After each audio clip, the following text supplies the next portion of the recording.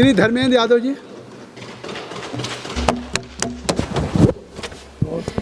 धन्यवाद माननीय सभापति जी। माननीय सभापति जी, मैं अपने वक्तव्य को शुरू करने से पहले देश के सभी सशस्त्र सैनिकों को, विशेषकर वो सैनिक जिन्होंने देश की रक्षा के लिए, आंतरिक सुरक्षा के लिए, बाहरी रक्षा के लिए अपने जीवन की आहुति लगा दी, प्राणों की आहुति लगा दी और देश के लिए शहीद हुए हैं, सबसे पहले मैं उन शहीदों को नमन करता हूं अपनी ओर से और अपनी पार्टी और माननीय अखिलेश यादव जी की ओर से। सभापति जी, हमने बचपन से ही श्रद्धेय नेताजी का सानिध्य पाया और ये मेरा सौभाग्य है कि जब तक हम होश संभाले तब तक श्रद्धेय नेताजी देश के रक्षा मंत्री बन गए थे। हमारे परिवार में भी बहुत सारे सैनिक रहे। हमारे बड़े ताऊ जो श्रद्धेय नेताजी से बड़े थे वो खुद सेना में थे। सेना के लोगों का, पैरामिलिट्री फोर्सेस के लोगों का दर्द, एहसास, परेशानियां, मैं बड़ी जिम्मेदारी से कहता हूं सभापति जी, हम लोग जो देहातों से आए हुए हैं, किसानों के परिवारों से आए हुए, उनसे बेहतर कोई समझ नहीं सकता है। सभापति जी, अभी 2 दिन पहले नक्सलवाद पर चर्चा चल रही थी इसी सदन में। देश के गृह मंत्री जी कह रहे थे कि देश के अंदर नक्सलवाद खत्म किया है। मैं गृह मंत्री जी से जानना चाहता हूं, उस दिन भी थोड़ा सवाल किया था और बेहतर होता कि आज माननीय गृह मंत्री जी स्वयं होते। मैंने उस दिन भी कहा था, अरे गृह राज्य मंत्री जी हैं, स्वीकार हैं, लेकिन पूरा देश जानता है गृह मंत्री जी के फैसले से ही देश चल रहा है। यह बात पूरा देश जानता है, उसको हम नहीं दोहराना चाहते को। सभापति जी, जहां हम लोग इस बात के लिए फक्र महसूस कर रहे हैं, पूरा देश फक्र महसूस कर रहा है कि नक्सलवाद खत्म हुआ या खत्म होने की कगार पे है, तो बेहतर होता कि केंद्र की सरकार कुछ ऐसा कानून लाती इस सदन में कि जिनकी दम पर, जिनकी कुर्बानियों से, जिनके त्याग, तपस्या, बलिदानों से जो हमें नक्सलवाद खत्म करने का मौका मिला है, आज हम लोग कम से कम उनके लिए कुछ सुविधाएं बढ़ा रहे होते, उनके लिए कुछ सेवाओं में रियायत दे रहे होते, उनकी कहीं हम पे से लेके और तमाम चीजों को बढ़ा रहे होते, तो शायद अब पूरा सदन फक्र के साथ उस बिल को पास कर रहा होता। लेकिन सभापति जी, ये जो बिल लाया गया है, ये बिल जो केंद्रीय सशस्त्र पुलिस बल सामान्य प्रशासन विधेयक 2026, बहुत जिम्मेदारी से कह रहा हूं और ये बात सरकार के लोगों, माननीय मंत्री जी, मुझे लगता नहीं है कि आपने जिनके नाम से ये बिल ला रहे हो, प्रशासनिक सुधार की बात कर रहे हो, मुझे नहीं लगता है कि आपने कोई केंद्रीय आर्म पुलिस बल के अधिकारियों के डेलीगेशन से आप मिले हो। हम में से अधिकांश सांसद ऐसे हैं जिनके दरवाजों पर आके हमारे अधिकारी लोग अपना दर्द बता के गए। काश आपने इस बिल को, विधेयक को ड्राफ्ट करने से पहले उनके दर्द को सुना होता। सभापति जी, अभी हमारे मीना जी कह रहे थे, हम लंबा नहीं दोहराएंगे उसको, आखिर क्या कारण है कि हमारे केंद्रीय पुलिस फोर्स के लोगों को उच्च न्यायालय, सर्वोच्च न्यायालय जीतते हुए फिर सर्वोच्च न्यायालय में भी सरकार को चैन नहीं पड़ा, उसके बाद रिव्यू पिटीशन में चले गए, रिव्यू पिटीशन भी हार गए, तो विधेयक ले आए और विधेयक ने क्या कहा कि हम सुधार करने जा रहे हैं। क्या सुधार कर रहे हैं आप जितने भी केंद्रीय पैरामिलिट्री फोर्सेज हैं, उन फोर्सेज में आप आईपीएस को डेपुटेशन पे लाके ऊपर से बैठाना चाहते हो। पूरे जीवन की जो उनकी मेहनत है, त्याग है, तपस्या है, जो अनुभव है, विपरीत परिस्थितियों में काम करने वाला, उन अनुभवी अधिकारियों का पूरी तरह से आप उपेक्षा कर रहे हैं, मनोबल तोड़ रहे हैं। हमसे लोग मिले 23 मई 2025 के जो माननीय सर्वोच्च न्यायालय के फैसले को लेकर, 13,000 क्लास 1 के ऑफिसर हैं केंद्रीय फोर्सेज में, 10 लाख से ज्यादा हमारे जवान हैं, लेकिन दुर्भाग्य ये है कि जवानों को अपनी सुविधाओं के लिए न्यायालय की शरण में जाना पड़ रहा है। जहां हम इस फैसले की चर्चा कर रहे हैं, वहीं जनवरी 2023 में दिल्ली उच्च न्यायालय को एक फैसला देना पड़ा और दिल्ली उच्च न्यायालय ने एक फैसला दिया कि पूरे के पूरे पैरामिलिट्री फोर्सेस को, केंद्रीय आर्म फोर्सेस जो हैं, इनको ओल्ड पेंशन ओपीएस मिलनी चाहिए। सरकार बजाय इसके कि ओपीएस दे, सरकार सर्वोच्च न्यायालय में अपील में चली गई। अब सर्वोच्च न्यायालय से भी अगर ये जीतेंगे तो रिव्यू में जाइएगा, रिव्यू से भी जीत जाएंगे तो फिर से एक बिल ले आइएगा।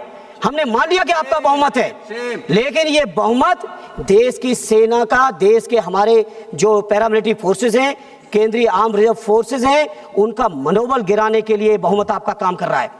सभापति जी, श्रद्धेय नेताजी ने रक्षा मंत्री रहते हुए हमारे रक्षा मंत्रालय के जो हमारे सैनिक हैं, उनके लिए तमाम सुविधाएं बढ़ाने की कोशिश की। तो अब क्या कर दिया आपने? हालांकि रक्षा मंत्री जी मौजूद नहीं है, लेकिन सरकार की सामूहिक जिम्मेदारी है। आपने हमारे रक्षा मंत्रालय के सैनिकों को पेंशन न देनी पड़े तो उसके लिए अग्निवीर की टेम्परेरी नौकरी ले आए। क्या कर रही है सरकार? क्या कर रही है सरकार? इस सरकार की जो नीयत है मैं समझ ही नहीं पा रहा हूं। आखिर हमारे CRPF, BSF, CISF, ITBP, SSB के जो हमारे लाखों जवान हैं, उन जवानों के मनोबल को क्यों गिरा रहे हो? क्या रखा है आईपीएस की सेंट्रलाइज ताकत देने में? क्या रखा है कि केवल गृह मंत्रालय ताकतवर हो जाए, बाकी देश के किसी मंत्रालय की ताकत बढ़े या घटे इस बात से कोई मतलब नहीं है सरकार को।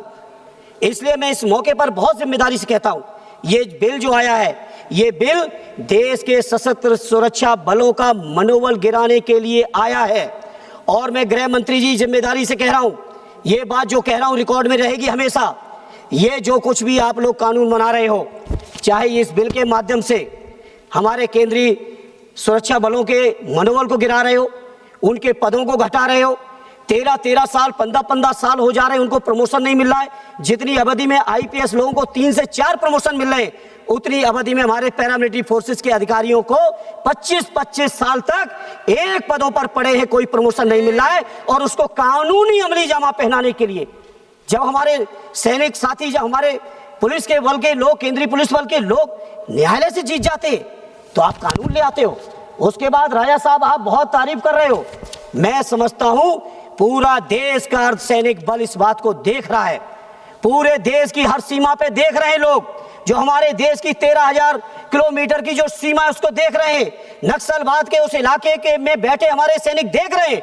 और वो इस बात को भी देख रहे हैं कि कौन कौन सांसद खड़े होके जब हमारा गला काटा जा रहा था तो उस गले काटने में तालियां बजाने का काम कर रहे थे, और कौन ऐसे साथी थे जो कम से कम कुछ कर पाए न कर पाए, संख्या की दृष्टि से भले ही हम कमजोर बने रहे, लेकिन हमारी पार्टी और हमारा विपक्ष पूरी तरह से हम अपने सैनिकों के साथ खड़े हुए, अपने जवानों के साथ खड़े हुए। इन्हें सभापति जी, मैं इस मौके पर आपसे कहूंगा, उस दिन गृह मंत्री जी की मौजूदगी में भी कहा था, आज फिर इस बात को मैं दोहराना चाहता हूं, जो भी हमारे सैनिक सीमा पर शहीद हो, नक्सल से लेके अगर किसी भी ऑपरेशन में शहीद होते हैं तो उन सैनिकों को शहीद का दर्जा मिलना चाहिए। आप सोचिए, पुलवामा पे हमला हुआ, 19 का चुनाव चल रहा था, घड़ियालू आंसू बहा रहे थे पूरे सत्ता पक्ष के लोग, घड़ियालू आंसू बहा रहे थे। और उस घटना के बाद, सैनिकों की शहादत के बाद, बता दो एक भी आपने किसी सैनिक की कोई भी चीजों को बढ़ाने का काम किया हो? अगर टाइम कम हो जाएगा तो हमारे पीछे वाले साथी हमारे लिए टाइम छोड़ देंगे, कोई चिंता नहीं है, क्योंकि सभापति जी सत्ता पक्ष वालों से पूछ रहे हैं कितना देर बोलना है। एक बार कृपा करके विपक्ष वालों से भी पूछ लिया करिए, जिससे आपके प्रति भी सम्मान बढ़े विपक्ष के लोगों के बीच में। धर्मेंद्र जी बहुत वरिष्ठ हैं जी, धर्मेंद्र जी आप बहुत वरिष्ठ हैं, अभी तक तो मैंने टोका नहीं ये बात। अरे ये बात आपने, वो कान में सूचना जा रही थी, क्या मैंने उस पर मैंने सभापति जी, अब ये टाइम तो मैं आप ही के कोटे में डालूंगा, पार्टी कोटे में नहीं। इसलिए सभापति जी, जैसे पुलवामा की घटना हुई, दंतेवाड़ा की हुई, और ऐसी एक घटना नहीं, चूंकि आप समय कम देंगे, नहीं घटना दर घटनाओं का व्यापक हमारे पास पूरा डिटेल है कि कैसे कैसे हमारे सैनिकों ने शहादत दी है। उन शहादत वाले सैनिकों को अगर हम फोर्स वाइज बात करेंगे सभापति जी, तो सीआरपीएफ के अब तक 2200 से ज्यादा जवान और उनके अधिकारियों ने शहादत दे दी है। बीएसएफ के 1900 से ज्यादा जवान और उनके अधिकारियों ने शहादत दी। आईटीबीपी के 600 से ज्यादा जवान, उनके अधिकारियों ने शहादत दी। एसएसबी के और सीआईएसएफ के सैकड़ों जवानों ने शहादत दी। हमारे संसद भवन की रक्षा करने में शहादत दी, हमारे देश की सीमा की शहादत दी। लेकिन उस शहादत देने वालों को आखिर क्या दे रहे हो? उनके परिवार के लोग, हम में से अधिकांश लोग जाते हैं जब कोई सैनिक खत्म होता है, जब जाते हैं, सदैव नेताजी का बनाया हुआ कानून था कि हर सैनिक की डेड बॉडी सम्मान के साथ, राष्ट्रीय सम्मान के साथ गांव के अंदर उसके पैतृक स्थान पर उसकी अंत्येष्टि होती है।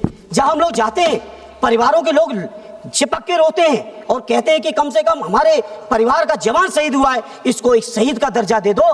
वो शहीद का भी दर्जा देने में आपकी सरकार कंजूसी पे कंजूसी, छोटा मन से छोटा मन करते चले जा रहे हैं। और वहीं किसी अगर उद्योगपति को जरा भी सुविधा चाहिए है तो 16.5 लाख करोड़ आपने माफ कर दिए, लेकिन हमारे सैनिकों की शहादत के सम्मान के लिए आपके पास फंड नहीं है, आपके पास पैसा नहीं है।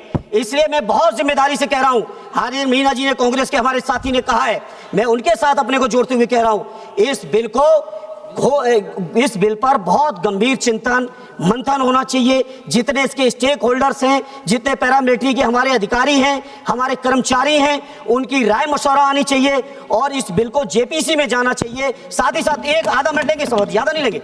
साथ ही साथ इस बिल को जेपीसी में भेज के इसको व्यापक चर्चा का मौका दीजिए। हमारे सैनिकों की सुनिए, हमारे पुलिस के जवानों की सुनिए, उनके अधिकारियों की सुनिए। और दो काम जो मैं अपनी पार्टी और माननीय अखिलेश जी की ओर से मांग करता हूं, सरकार के लोगों, अगर जरा भी संवेदनशीलता है, जरा भी सैनिकों के शहादत के लिए आपकी आंखों में आंसू हैं, तो कम से कम 2 फैसले ले लो।